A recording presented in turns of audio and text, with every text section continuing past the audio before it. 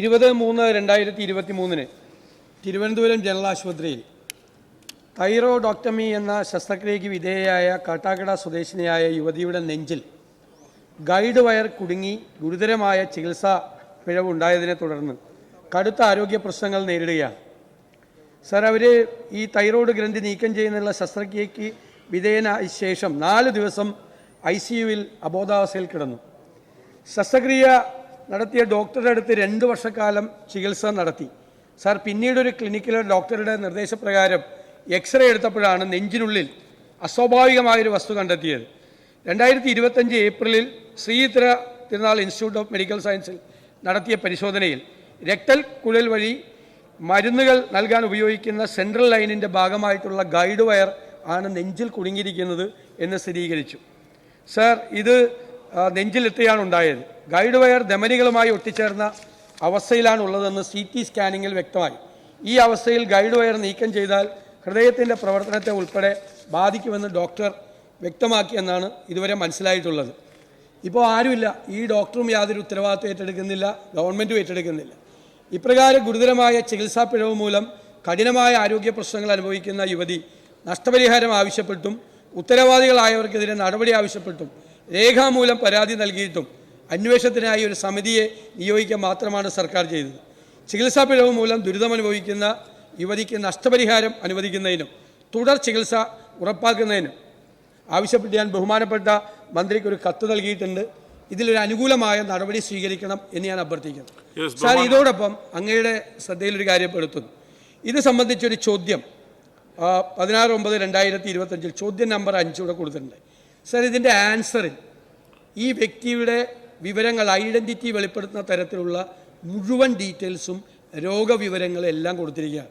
Sir, അത് ചട്ടവിരുദ്ധമാണ്, അത് നിയമവിരുദ്ധമാണ്, private health ഡാറ്റയാണ്. ഇപ്പോൾ മന്ത്രിയുടെ ഓഫീസിൽ നിന്ന് അത് മറുപടി കൊടുത്തിരുന്നെങ്കിലും ലെജിസ്ലേച്ചർ സെക്രട്ടേറിയറ്റ് അക്കാര്യത്തിൽ ശ്രദ്ധിക്കണമായിരുന്നു. സാർ, അത്രയും ഒരു ഡീറ്റെയിൽസ്, ഒരാളുടെ ഐഡൻറ്റിറ്റി വെളിപ്പെടുത്തിക്കൊണ്ടുള്ള മുഴുവൻ രോഗവിവരങ്ങളും ഈ ഉത്തരത്തിലൂടെ പുറത്തു വന്നിരിക്കുകയാണ്.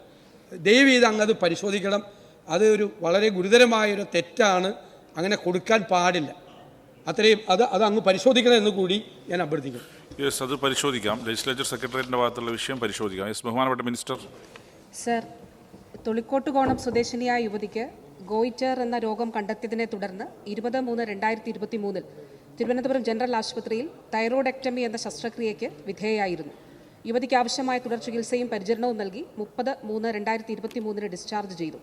ശസ്ത്രക്രിയയിലൂടെ നീക്കം ചെയ്ത ഭാഗം ജനറൽ ആശുപത്രിയിൽ നിന്നും തിരുവനന്തപുരം പബ്ലിക് ഹെൽത്ത് ലാബിൽ അയച്ച് പരിശോധന നടത്തിയപ്പോൾ തൈറോയ്ഡ് ക്യാൻസർ സ്ഥിരീകരിച്ചു. തുടർന്ന് യുവതി തിരുവനന്തപുരം റീജിയണൽ ക്യാൻസർ സെന്ററിൽ ചികിത്സ തേടി.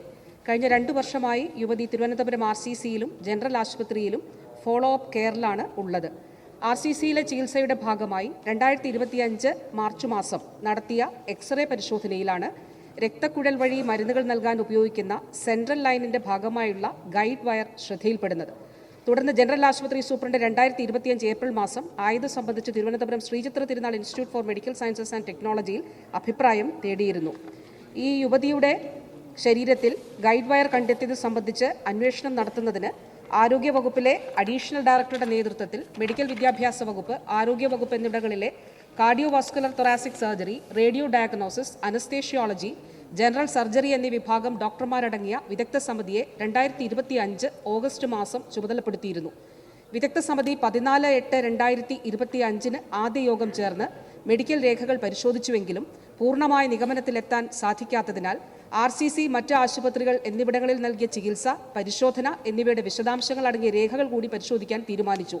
കൂടാതെ തിരുവനന്തപുരം സർക്കാർ മെഡിക്കൽ കോളേജിലെ cardiology, critical care, anaesthesia, general surgery എന്നീ വിഭാഗങ്ങളിലെ ഡോക്ടർമാരെ കൂടി സമിതിയിൽ ഉൾപ്പെടുത്തുകയും ചെയ്തു. യുവതിയുടെ പരാതി ലഭിച്ചതിനെ തുടർന്ന് 3/9/2025 തിരുവനന്തപുരം സർക്കാർ മെഡിക്കൽ കോളേജ് സൂപ്രണ്ടിന്റെ ചേംബറിൽ വിദഗ്ധ സമിതി ചേർന്നു. അന്നേ ദിവസം എല്ലാ ചികിത്സാ രേഖകളും സഹിതം യുവതി തിരുവനന്തപുരം ജനറൽ ആശുപത്രിയിൽ ശസ്ത്രക്രിയ നടത്തിയതുമായി ബന്ധപ്പെട്ട എല്ലാ ജീവനക്കാരോടും സമിതിക്ക് മുൻപാകെ ഹാജരാകുന്നതിന് നിർദ്ദേശം നൽകിയിരുന്നു. യുവതിയോടും ജീവനക്കാരോടും നിർദ്ദേശം നൽകിയിരുന്നു. ഇത് പ്രകാരം യുവതി സമിതിക്ക് മുൻപാകെ ഹാജരാകുകയും ഇയാളുടെ പക്കൽ നിന്ന് ലഭ്യമായ രേഖകൾ സമിതി പരിശോധിക്കുകയും മൊഴി രേഖപ്പെടുത്തുകയും ചെയ്തു. ശസ്ത്രക്രിയ നടത്തിയതുമായി ബന്ധപ്പെട്ട ജീവനക്കാരും സമിതി മുമ്പാകെ ഹാജരായിരുന്നു. വിദഗ്ധ സമിതിയുടെ തീരുമാനപ്രകാരം നിലവിലെ സമിതിയിലെ അംഗങ്ങൾക്ക് പുറമെ Sree Chitra Tirunal Institute for Medical Sciences and ടെക്നോളജിയിലെ interventional radiology, cardiology, cardiothoracic surgery എന്നീ വിഭാഗങ്ങളിലെ ഡോക്ടർമാരുടെ അഭിപ്രായം തേടുന്നതിനായി പ്രസ്തുത സ്ഥാപനത്തിലെ ഡോക്ടർമാരെ സമിതിയിൽ ഉൾപ്പെടുത്തുന്നതിനും തീരുമാനിച്ചു. ഇതുകൂടാതെ തിരുവനന്തപുരം സർക്കാർ മെഡിക്കൽ കോളേജിലെ ഇന്റർവെൻഷണൽ റേഡിയോളജി ഡിപ്പാർട്ട്മെന്റിലെ ഡോക്ടറെ കൂടി സമിതിയിൽ ഉൾപ്പെടുത്തിയിട്ടുണ്ട്. യുവതിയുടെ പരാതിയിൽ തിരുവനന്തപുരം സിറ്റി കന്റോൺമെന്റ് പോലീസ് സ്റ്റേഷനിൽ 939/2025 നമ്പറായി കേസെടുത്ത് പോലീസ് അന്വേഷണം ആരംഭിച്ചിട്ടുണ്ട്. സർ, ചികിത്സാ പിഴവുകൾ ഉണ്ടാകുന്നത് അതീവ ഗൗരവത്തോടെയാണ് സംസ്ഥാന സർക്കാർ ആരോഗ്യ വകുപ്പ് കാണുന്നത്. പൊതുജനങ്ങളിൽ നിന്ന് ഇത്തരം സംഭവങ്ങളെ സംബന്ധിച്ച് പരാതികൾ ലഭിച്ചാൽ അത് എത്രയും വേഗം തന്നെ അന്വേഷണം നടത്തി തുടർ നടപടികൾ സ്വീകരിച്ച് വരുന്നുണ്ട്. വീഴ്ചയുള്ള കേസുകളിൽ കർശന നടപടി സ്വീകരിക്കുകയും ചെയ്യുന്നുണ്ട്. സർ, വിദഗ്ധ സമിതിയുടെ അന്തിമ റിപ്പോർട്ട് ലഭിക്കുന്ന മുറയ്ക്ക് ഈ യുവതിയുടെ ശരീരത്തിലുള്ള ഗൈഡ് വയർ നീക്കം ചെയ്യുന്നത് സംബന്ധിച്ച തുടർ നടപടി സ്വീകരിക്കുന്നതാണ്. അതോടൊപ്പം ഈ യുവതിക്ക് ആരോഗ്യ പ്രശ്നങ്ങൾ സംബന്ധിച്ച കാര്യങ്ങളിൽ സർക്കാർ ആശുപത്രികളിൽ നിന്നും ആവശ്യമായിട്ടുള്ള വിദഗ്ധ ചികിത്സ സൗജന്യമായി ലഭ്യമാക്കുന്ന കാര്യം തീർച്ചയായിട്ടും ഉറപ്പുവരുത്തുന്നതാണ്. സർ, ഇത് ചെയ്ത സെൻട്രൽ വീനസ് കത്തീഡ്രൽ അതിൽ ഇൻസേർഷൻ നടത്തി അത് ചെയ്ത ഡോക്ടർക്ക് ആ ഭാഗത്തു നിന്ന് ഗുരുതരമായിട്ടുള്ള വീഴ്ച ഉണ്ടായിട്ടുള്ളതായിട്ടാണ് മനസ്സിലാക്കുന്നത്. അതിൽ സമിതി റിപ്പോർട്ട് ലഭിച്ചു കഴിഞ്ഞാൽ ഉടൻ തന്നെ അതിൽ കർശനമായിട്ടുള്ള നടപടി സ്വീകരിക്കും. തീർച്ചയായിട്ടും സമിതി റിപ്പോർട്ട് വരട്ടെ സാർ. ആ സമിതിയുടെ റിപ്പോർട്ടിൻ്റെ അടിസ്ഥാനത്തിൽ ഇപ്പോൾ കേസ് കൂടി രജിസ്റ്റർ ചെയ്തിട്ടുണ്ടല്ലോ, അത് സമിതി റിപ്പോർട്ട് വന്നതിന് ശേഷം അതിൽ ഉചിതമായിട്ടുള്ള നടപടി സ്വീകരിക്കാം സാർ. ഇപ്പോൾ വിദഗ്ധ ചികിത്സ ലഭിക്കുന്നു എന്നുള്ളത് ഉറപ്പാക്കാവുന്നതാണ്.